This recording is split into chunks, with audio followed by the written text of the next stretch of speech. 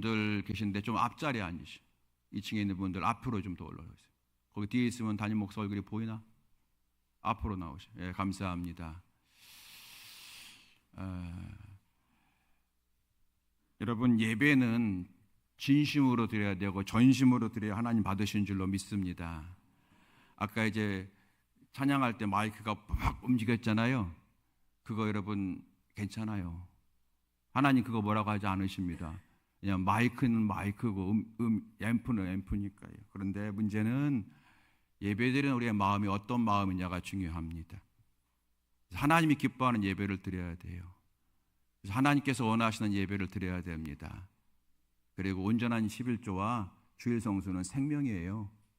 그거 안 하고 하나님께 은혜 받을 생각하지 마십시오. 그거 아닙니다. 정말로 삶이 어려워서 11조 못 드릴 때가 있어요. 그럼 어떻게 하면 됩니까? 10,000원 드리면 되는 거예요. 하나님, 이번 달엔 제가 10,000원밖에 못 드려요. 드려야 되는 거예요. 하나님 아시겠지? 아니요. 하나님 모른 척 하세요. 11조는 항상 드리셔야 돼요. 전에는 내가 100만 원, 200만 원 드리다가 사업이 없는 마이너스잖아요. 마이너스면 여러분 빈 봉투에다 하나님 제가 봉투만 드립니다. 드리세요. 그게 여러분 신앙입니다. 하나님 대충 믿으면 하나님 여러분 대충 살펴주셔요. 그럼 여러분 지금 있는 건강, 지금 있는 재물 한순간에 무너집니다. 전심으로 예배 드리셔야 돼요. 찬양할 때는 뜨겁게 찬양하시고 다 얼굴 보여 찬양하고 박수할 땐 다 박수치고 그래 찬양하되는 거예요. 여러분 그게 교회죠. 그게 여러분 뜨거움이고 거기서 여러분 힘나는 거지. 여러분 여기 이 시간에 예배드리러 와서 여러분 놀러 나온 거 아니잖아요. 예배드리러 나왔죠. 예배는 뭡니까? 엎드린다는 뜻이에요. 하나님께 엎드리는 게 예배예요. 하나님 나를 살려주십시오. 내 영광 하나님 나를 축복하십시오. 엎드리는 게 예배예요. 여러분 예배 엎드림이 있어야 돼요.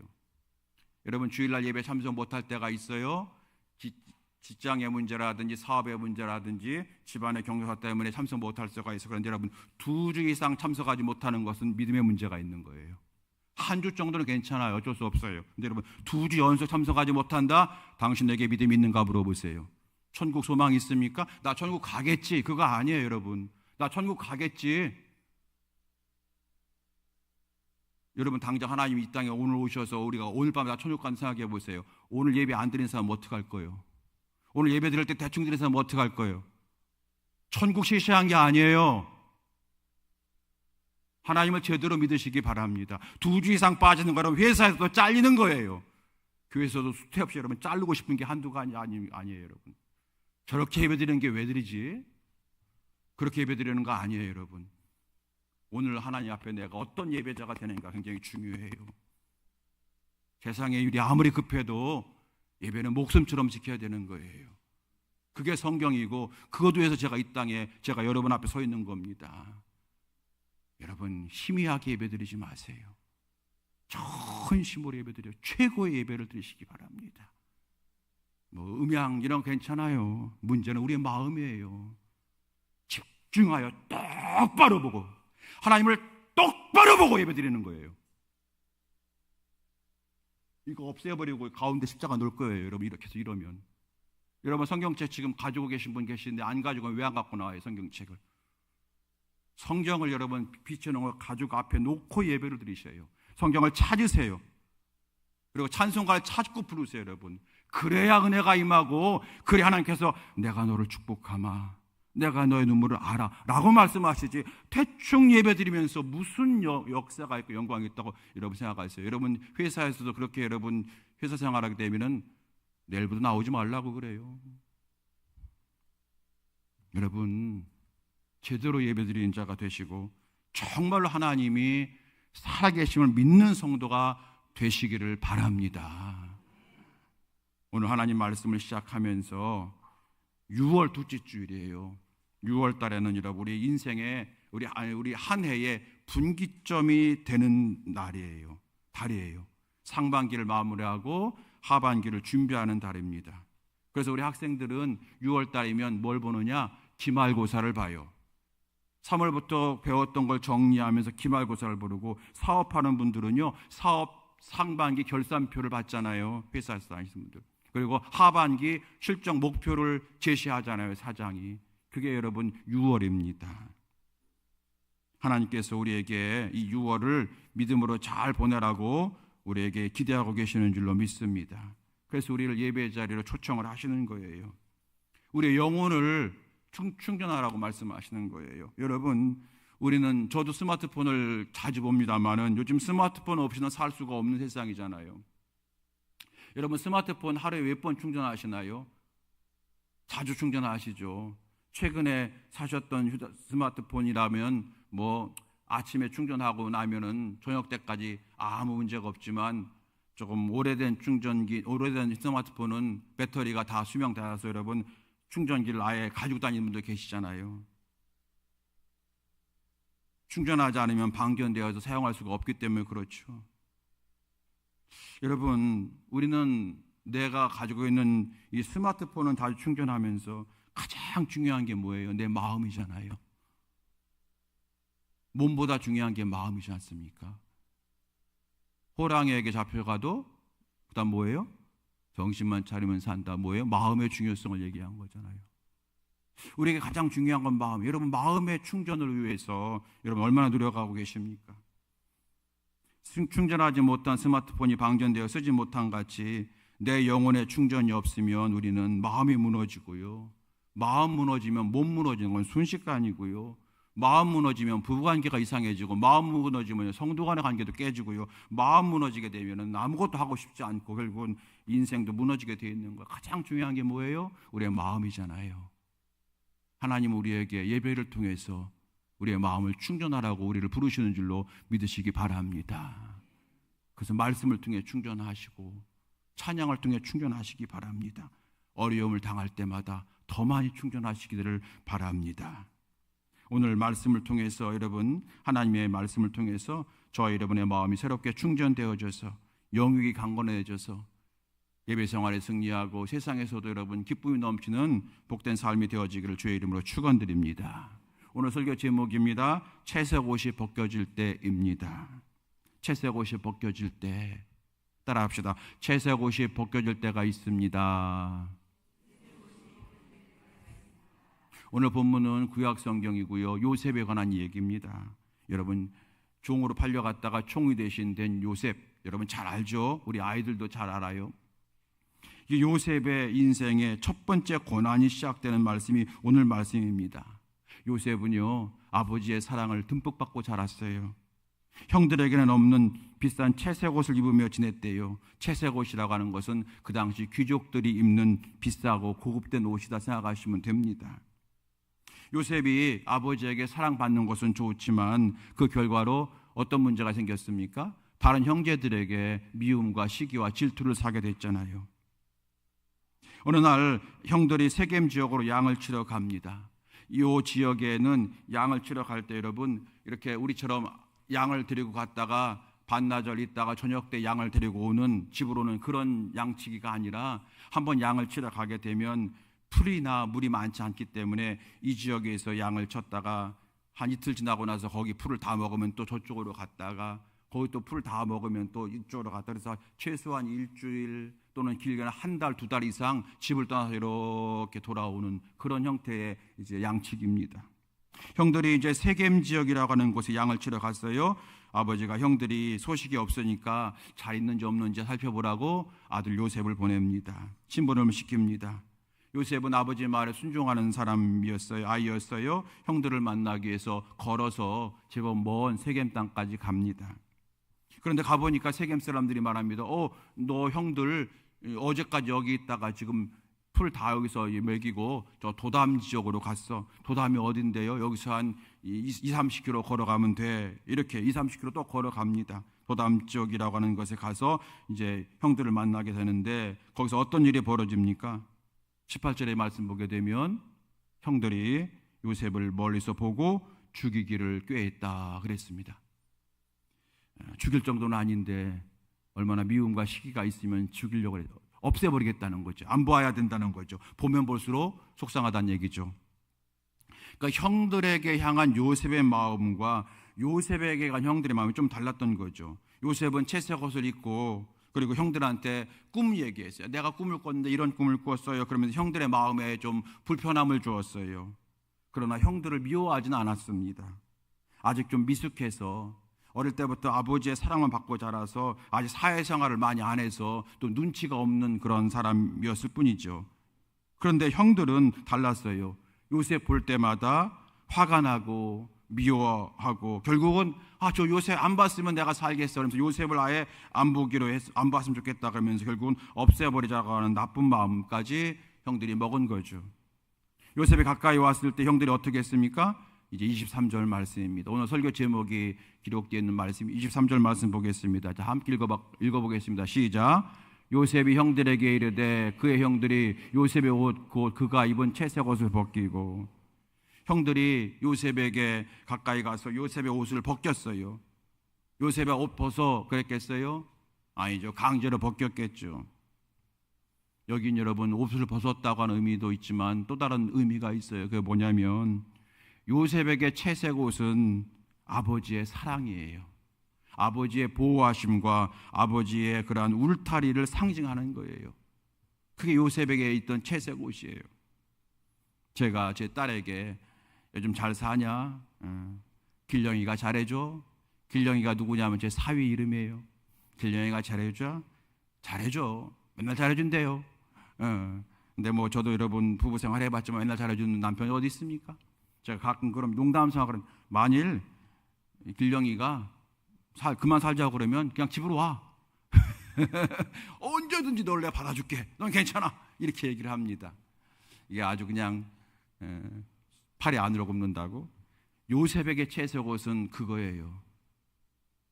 나는 너를 보호하고 있어. 나는 너의 울타리야. 나는 너의 힘이야. 너의 백이야. 이게 요셉의 채색 옷이에요. 그러므로 채색 옷이 벗겨졌다고 하는 것은 그 아버지의 보호와 아버지의 보살핌이 한순간에 없어짐을 의미하는 겁니다. 지금까지 달리 지금은 늘 아버지가 계시니까 당당했어요. 그렇지만 이제 아버지가 없어진 거예요. 수치스러운 상황이 생겼고 절망스러운 상황이 생겼고 당황스러운 상황이 그의 인생에 전개되었다 하는 겁니다. 고독한 상황이고 아무에게도 도움받지 못하는 그런 상황이 되었다고 하는 겁니다. 오늘 설교 제목이 여러분 채색 옷이 벗겨질 때예요. 왜냐하면 우리에게도 이런 일이 벌어질 수가 있다는 거예요. 우리도 요셉처럼 채색 옷이라고 하는 울타리가 벗겨질 때가 있을 수가 있다는 겁니다. 인생 살다 보게 되면 여러분 인생이 쉽지가 않잖아요. 인생 쉽습니까? 야곱이 내 인생이 얼마이지만 내가 험악한 세월을 살았나이다.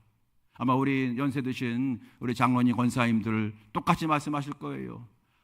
내가 정말로 난리를 다 겪었고 목사님 모르겠지만 내가 속마음이 아니에요.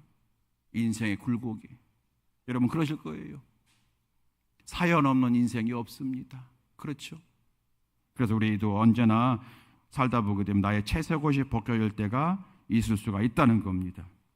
내가 스스로 벗을 때가 있어요.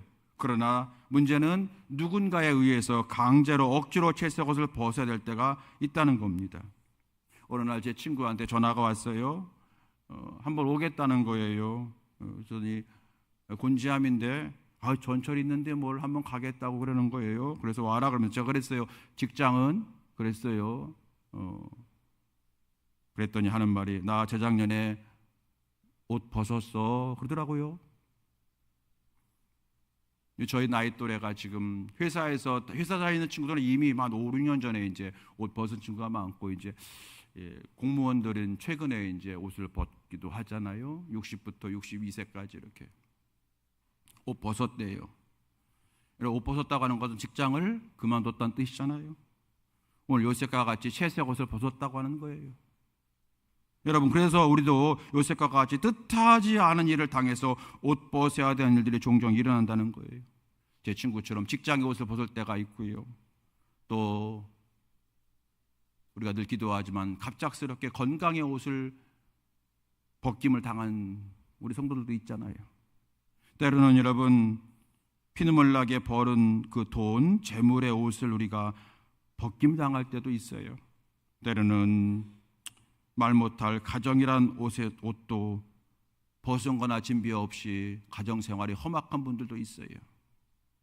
내가 계획한 시간에 내가 벗은 것도 있지만 내 계획이 아닌 때에 옷이 벗겨질 때가 있다는 거예요. 오늘 본문에 여러분 그러므로 채색 옷을 벗길 때, 채색 옷이 벗어질 때, 이것은 여러분 그런 의미입니다. 그런데 또 다른 의미가 있어요. 또 다른 단어가 있어요. 이 채색 옷이 벗겨지는 것과 똑같은 비슷한 의미의 단어인데 그게 뭐냐면 구덩이라는 단어예요. 구덩이. 23절에는 채색 옷이 벗겨지고 그랬는데 24절 말씀 보시겠습니다. 24절 보면은 구덩이란 단어가 나와요. 함께 읽어보겠습니다. 그를 잡아 구덩이에 던지니 그 구덩이는 빈 것이라 그 속에 물이 없었더라. 이 구덩이가 나와요. 구덩이는 요셉을 던져버렸어요. 거기다가 여러분 채색 옷이 벗겨진 요셉, 구덩이에 던져진 요셉 둘 다 같은 의미인 거예요. 요셉 당시 구덩이는 어떤 구덩이냐? 이런 겁니다. 거기는 물이 귀한 곳이기 때문에 땅을 팔 때, 우물을 팔 때 우리보다 훨씬 몇 배 더 깊게 팔 거예요. 그렇죠? 물이 귀하니까 더 깊게 물을 팝니다. 우물이 나옵니다. 그러면 그냥 거기서 물이 생기는 거죠. 그냥 물 구덩이가 됩니다. 그리고 양들에게 때로는 물을 주기 위해서 그렇게 구덩이를 파기도 합니다. 우리 만약에 물 탱크라고 할 수가 있어요? 그런 거예요. 그러다가 양을 다른 장소로 옮기게 되면 그 물이 이제 채워놓지 않으면 물 없는 구덩이가 되는 거잖아요. 우물을 봤을 때에 사용하지 않으면 이제 구덩이만 남고 물이 없으니까 빈 구덩이가 되는 거예요. 물 없는 구덩이가 되는 거죠. 바로 그 구덩이에 지금 요셉이 던져진 거예요. 그를 잡아 구덩이에 던지니 그 구덩이는 빈 것이라 그 속에 물이 없었더라. 바로 그런 의미인 겁니다. 그런 구덩이가 그 지역에 가면 많이 있어요. 문제는 그 구덩이가 매우 깊다는 거예요. 혼자 들어가면 성인도 혼자 나오기 도저히 어려운 그런 특징이 있습니다. 그런 구덩이입니다. 그 구덩이에 형들이 요셉을 던져버린 거예요. 살라고 던진 게 아니라 죽으라고 던진 겁니다. 어린 요셉이 그 구덩이에 던져진 거예요. 여러분, 성경이 왜 우리에게 이 말씀을 주시느냐 하면 우리도 채색 옷이 벗겨질 때가 있고 구덩이에 던져질 때가 있을 수 있다고 하는 것을 깨닫게 하시는 겁니다. 우리가 내가 실수해서 내가 잘못해서 구덩이에 빠질 때가 있어요. 내가 잘못해서, 내가 판단 잘못하고 내가 행동 잘못해서 구덩이에 빠질 때가 있습니다. 내가 지혜롭지 못해서, 또는 누군가에 의해서 구덩이에 던져질 때가 있습니다. 경제적인 구덩이가 있을 수가 있어요. 경제적인 구덩이 도저히 못 빠져나와요. 건강의 구덩이 있을 수가 있죠. 인간관계의 구덩이가 있을 수가 있습니다. 우리의 인생은 채색 옷이 벗겨질 때가 있고 구덩이에 던져질 때가 있다는 말씀입니다. 그게 인생인 것 같아요. 인생은 어려운 것 같아요. 여러분, 산다는 게 쉽지가 않아요. 어려워요. 그죠? 어려워요. 우리 교회 성도님들, 여자 성도님들 오게 되면 다들 옛날식으로 말하면 부잣집 마나님처럼 생기셔가지고 겉모습은 아무 걱정 근심 없이 살아가시는 모습인 것 같지만 아마 책으로 쓴다면 한두 권이 모자랄 거예요. 남자 성도들도 마찬가지. 우리 인생은 다 어려운 거예요. 그런데 여러분, 여기서 끝나는 것이 아니라 채색 옷이 벗겨지고 구덩이에 던져진 요셉, 그 결말은 어떻게 됐습니까? 결론은 어떻게 됐습니까? 채색 옷이 벗겨졌지만 나중에 요셉은 어떤 옷을 입었어요? 애굽의 총리의 옷을 입었잖아요. 구덩이에 던져졌지만 구덩이에서 건진받아서 나중에는 도리어 경제적인 구덩이에 빠졌던, 기근이라고 하는 구덩이에 빠졌던 가족들을 구해내는 사람이 되고, 인근의 많은 사람들을 그 환난 속에서, 기근 속에서 구해내는 멋진 사람이 되지 않았습니까? 그러면 우리가 할 일은 뭡니까? 요셉의 인생을 보면서 하나님께서 내 인생도 반드시 인도하신다고 하는 믿음을 회복하는 것이 우리에게 마땅한 또 중요한 일인 줄로 믿습니다. 이 벗겨진 날이, 오늘 벗겨진 나의 옷은 반드시 내일 더 복된 옷으로 갈아입혀 주실 날이 올 것이라고 하는 믿음을 먼저 갖는 겁니다. 내가 구덩이에 빠져 있습니까? 경제적인 구덩이입니까? 건강의 구덩이입니까? 여러분, 이 구덩이에서 하나님 반드시 나를 구해 주실 것이다, 일어나게 하실 거라고 하는 그런 믿음을 회복하는 것이 우리에게 중요한 줄로 믿습니다. 여러분, 그 믿음의 주인공 될 수 있게 되기를 주의 이름으로 축원합니다. 그리고 또 한 가지는 하나님이 역사할 거니까 내가 할 일이 있어요. 그건 뭐냐면 믿는 거고요, 하나님의 섭리를 믿는 것이고, 두 번째는 내 자신을 새롭게 만들어가는 과정이 필요합니다. 내 자신이 정말로 하나님께 은혜 받을 만한 사람으로 바꿔나가는 거예요. 그것은 내 마음을 바꿔나가는 거예요. 내 마음이 하나님을 향한 마음으로 바꿔지는 겁니다. 나를 자연스럽게 낮추는 거예요. 주변 사람을 살피는 사람이 되는 겁니다. 신앙의 순수성을 회복하는 겁니다. 어린아이 같은 믿음을 다시 되찾는 겁니다. 사랑하는 성도 여러분, 우리가 채색 옷을 벗어야 될 때가 있어요. 혹은 타이로 우리가 구덩이에 던져지는 듯한 어려움을 겪을 수가 있습니다. 여러분, 왜 없겠습니까? 지금 아무 문제가 없습니까? 여러분, 앞으로 문제가 있을 수도 있어요.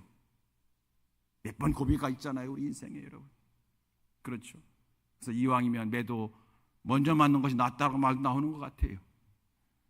40대 때에 30대 때에 한번 구덩이에 던져지는 게 낫지, 70대 때에 구덩이에 던져지게 되면 재기할 기회가 없으니까 차라리 매도 먼저 맞는 게 낫다, 이런 말도 있는 것 같아요.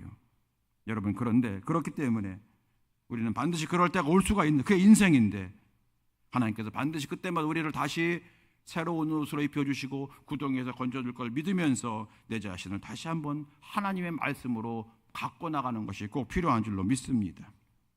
할렐루야. 여러분, 그런 사람 중에 한 사람이 누구냐면 요셉뿐 아니라 욥이라는 사람이 있어요. 욥 아시죠? 욥도 깊은 수렁과 구덩이에 빠졌습니다. 건강이 사라졌습니다. 재물이 사라졌습니다. 가족들이 다 깨졌습니다. 친구들이 다 떠나갔습니다. 그런 극심한 구덩이에 빠져있던 욥, 단 하나 붙은 것이 있었는데 그게 뭐냐면 신앙이었어요. 믿음이었어요. 주신 분도 하나님이시니 가져가신 분도 하나님이시니 나는 주의 이름을 찬양할 뿐입니다, 그랬어요. 물론 여러분, 욥도요, 자기가 당한 이 구덩이를 다 이해하지 못했어요. 내가 왜 구덩이에 던져졌었는지, 내가 그렇게 잘못한 건지, 왜 하나님이 내 가정에게만 이런 일이 벌어지게 하시는지 도저히 하나님을 이해할 수가 없었습니다. 또 하나님이 나를 새롭게 끌어내실 거라고 하는 믿음은 있었지만 어떻게 끌어내실지, 언제 끌어내실지 도무지 감을 못 잡았어요. 어떻게 역사할지를 몰랐어요. 그래서 의심이 생기기도 하고 혼란스럽고 막 갈등이 있고, 낮에는 믿음이 있었다가 밤에는 믿음이 떨어지고 막 그랬던 욥이었어요. 그런데 욥은 끝까지 하나님 의지합니다. 유명한 말씀을 하셨잖아요. 욥기 23장 8절 이하의 말씀인데 한번 보시겠습니다. 욥기, 제가 읽을게요. 그런데 내가 앞으로 가도 그가 아니 계시고 뒤로 가도 보이지 아니하며, 그가 왼쪽에서 일하시나 내가 만날 수 없고 그가 오른쪽에 돌이키나 배울 수 없구나. 이게 무슨 말이냐면, 내가 하나님이 살아계신을 믿는데, 하나님 반드시 나를 회복시켜서 내가 믿는데 어떻게 역사하신다는 건지, 왜 당장 안 해주시는 건지 나는 도저히 이해할 수 없다는 겁니다. 그래서 하나님이 계심을 내가 알지만 만날 수 없다는 거예요. 괴롭다는 거예요.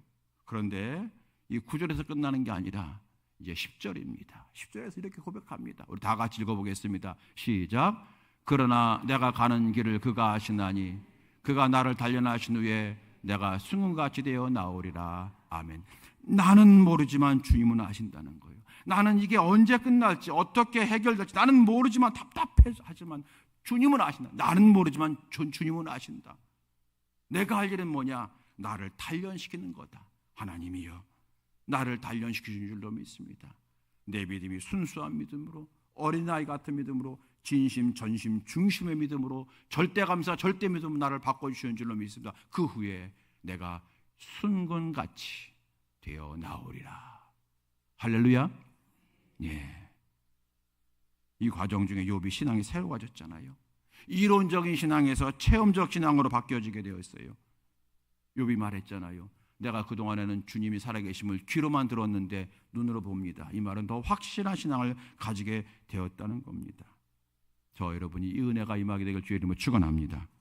오늘 본문으로 돌아가게 되면 구덩이에 빠져있는 요셉을 보고 형제 중에 유다가 말합니다. 유다 형이 말합니다. 죽이진 말자 얘기합니다. 그래도 양심이 있는 형이죠. 죽이진 말자. 차라리 얘를 안 보면 되잖아. 그러니까 얘를 우리가 안 보는 대로 팔아 넘겨버리자.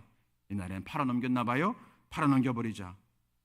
그렇게 얘기하는 순간에 성경을 보게 되면 마침 그때에 우연히 미디안의 상인들이 지나가더라 그랬어요. 마침 우연히. 여러분 성경에 마침 또는 우연히 이것은 하나님이 개입하신다는 거예요. 그래서 요셉을 형들이 건져냅니다. 그리고 얼마 되지 않은 돈을 받고 형들이 종으로 팔아넘깁니다. 본래 돈 욕심이 있는 게 아니라 이 얘를 안 보면 되는 거예요. 그러니까 얘를 팔아넘긴 거예요. 요셉을 팔아넘깁니다. 여러분 성경이 이 일을 우리에게 기록하게 하시고 읽게 하신 것은 무슨 뜻이 있을까요? 여기에 반드시 하나님의 손길이 있다는 겁니다. 하나님 반드시 이를 건져주신다는 거예요. 첫 번째입니다. 두 번째는 뭐냐면 왜 내가 생각하지 못했던 방법이냐는 거예요. 요셉은 지금 이거 방법을 생각한 게 아니에요. 요셉은 하나님께서 자기를 형들이 끌어내어서 야 우리가 미안했어. 너 정신 차렸지? 그러니까 앞으로 채색 옷 입을 때 좀 우리한테 자랑하지 말고 그렇게만 해. 요 정도를 원했던 거예요. 이렇게 해결되기 원했던 거예요. 그래서 다시 그 옷을 입고 아버지 품에 들어가서 살고 형들과 행복하게 살기 원했어. 이게 요셉의 계획이에요.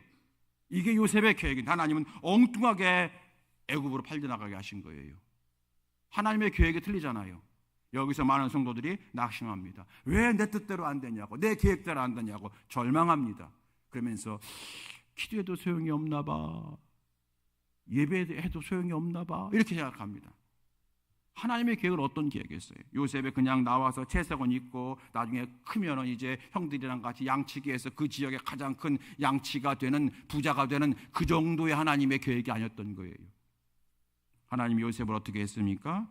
구덩이에서 나와서 예전처럼 채색을 입게 하신 것은 아니지만 하나님은 보디발의 종으로 가게 하시고 단련하게 하시고 감옥에 들어가 단련하게 하신 다음에 때가 되니까 30살이 되니까, 그 당시에 공직은 30살이 되어야만 들어갈 수 있었어요. 그러니까 여러분 그 감옥에서 그 술 맡은 관원장, 떡 맡은 관원장 얘기 아시잖아요. 그 사람들이 미리 알고 요셉에게 나와라 했으면 요셉은 여러분 그 절로 그냥 자기 고향으로 가야 되는 거예요. 왜요? 30살 되어야만 관직에 들어갈 수 있는 그 당시 거기에 법인 거예요. 마침 하나님께서는 그래서 2년을 더 기다리셨다가 마침 30 되었을 때에 그때 꿈을 생각하게 하게 하시고 바로에게 추천받게 하셔서 바로에게 가서 꿈을 해석하게 하고 그 길로 바로에게 신임받아서 관직에 나가게 되고 총리 대신까지 되게 하신 거예요. 요셉은 생각하지도 못했던 일이 벌어지게 된 겁니다. 여러분 요셉은 어떤 옷을 입게 되었어요? 채색 옷 대신에 애굽의 총리 대신에 옷을 입게 된 거잖아요. 형들에게 시기와 질투를 주었던 채색 옷을 다시 입은 것이 아니라 형들을 살리는 총리 대신의 옷을 입게 된 거잖아요. 여러분 훗날 요셉이 이 사건 어떻게 해석합니까? 창세기 45장 5절 이하의 말씀. 당신들이 나를 이곳에 팔았다고 근심하지 마소서, 한탄하지 마소서. 하나님이 생명을 구원하시려고 나를 당신들보다 먼저 보내셨나이다. 하나님의 섭리와 인도 가운데 내가 여기 있다는 거예요. 요셉은 우리에게도 말하고 있는 겁니다. 우리가 하나님의 살아계신과 구원하심을 믿는다면 하나님의 이끄심과 인도하심이 내 생각과 달라도 끝까지 주를 신뢰하는 성도가 되라고 요셉을 통해서 우리에게 말씀하고 계시는 겁니다. 한 사람만 더 소개하고 설교를 마칩니다. 다윗입니다. 여러분 다윗도 수많은 인생의 채색 옷을 벗김을 당하고 그리고 구덩이에 빠지는 경우가 많았었어요. 다윗이 그 속에서도 늘 기도하며 찬양하며 끝까지 신뢰했어요. 다윗이 이렇게 고백합니다. 시편 40편 1절 2절 말씀 보십시오. 우리 다윗처럼 한번 읽어봅시다. 자, 시작. 내가 여호와를 기다리고 기다렸더니 귀를 기울이사 나의 부르짖음을 들으셨도다. 나를 기가 막힐 웅덩이와 수렁에서 끌어올리시고 내 발을 반석 위에 두사 내 걸음을 견고하게 하셨도다. 아멘. 나를 기가 막힌 웅덩이와 수렁에서, 구덩이가 한두 개가 아니었다는 거잖아요. 기가 막힌, 도저히 어찌할 수 없는, 내 힘으로 빠져나올 수 없는 그런 웅덩이와 수렁이가 수태 많았지만 나는 그때마다 주님을 기다리고 기다렸다. 주님이 나를 이끌고 구해주시면 나는 기다렸다는 거예요. 그리고 나는 부르짖었다. 그랬더니 내가 여호와를 기다렸더니 귀를 기울이사 나의 부르짖음을 들으셨도다.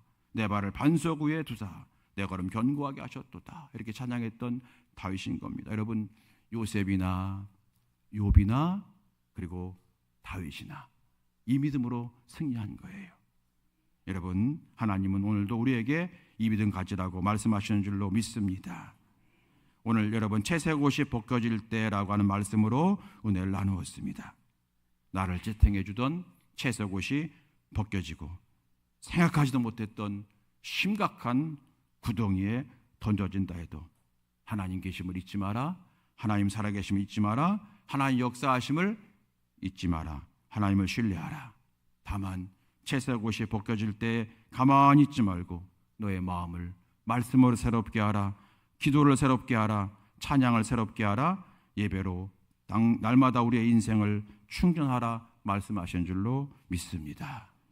사랑하는 성도 여러분, 이 믿음으로 승리하신 우리 모두가 다 될 수 있게 되기를 살아계신 예수님의 이름으로 축원드립니다. 찬양하시겠습니다. 옛날 많이 불렀던 오래된 찬양이에요. 이 찬양도. 근데 내가 너를 도우리라 이 찬양이 있습니다.